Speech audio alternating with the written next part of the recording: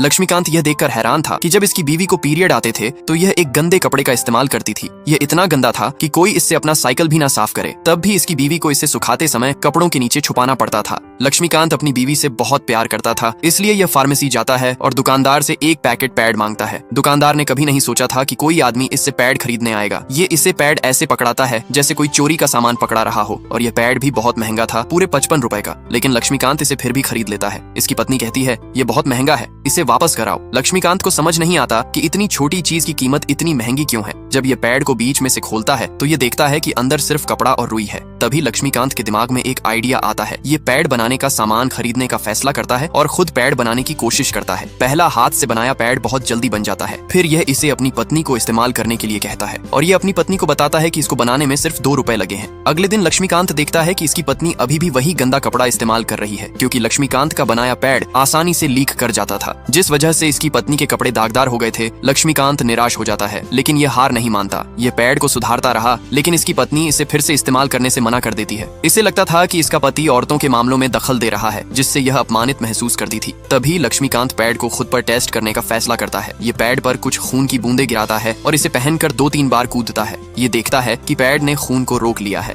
लेकिन जब यह खुशी से साइकिल चलाते हुए घर की तरफ जा रहा था, तभी यह देखता है कि इसकी पैंट खून से भर चुकी है। लक्ष्मीकांत अपमानित महसूस करता है। ये खून साफ करने के लिए नदी में छलांग लगा देता है। नदी का पानी फौरन लाल हो जाता है। इसे देखने के लिए भीड़ इकट्ठी हो जाती है। उनमें से एक इसकी बीवी भी थी। सबको लगता है कि लक्ष्मीकांत पागल हो गया है। इसकी पत्नी यह सब सहन नहीं कर पाई और यह अपने भाई के साथ मायके चली जाती है। लक्ष्मीकांत का दिल टूट जाता है। यह गांव छोड़ने का फैसला करता है और पैड बनाने का सही तरीका खोजने शहर आ जाता है। ये कई कॉटन की फैक्ट्री में जाता है और बाजार में बिकने वाले पैड को जांच के लिए भेजता है। तभी इसे पता चलता है कि पैड के अंदर कॉटन नहीं, फाइबर भरा होता है। फिर यह इंटरनेट से फाइबर बनाने की जानकारी इकट्ठी करता है और यह एक फैक्ट्री किराए पर लेता है। ये एक साधारण सी मशीन बनाकर उसके अंदर फाइबर का मटेरियल डालता है, जिससे फाइबर नरम हो जाता है। फिर यह इसे अच्छे से दबाकर आकार देता है। उसके बाद यह इसे पैक करके जांच के लिए भेज देता है। इस तरह लक्ष्मीकांत एक अच्छा और सस्ता पैड बना लेता है। यह बिल्कुल उसी तरह का था जो मार्केट में महंगे दाम में बिकता था। यह अपने पहले ग्राहक से पूछता है कि पैड कैसा था। अच्छा है।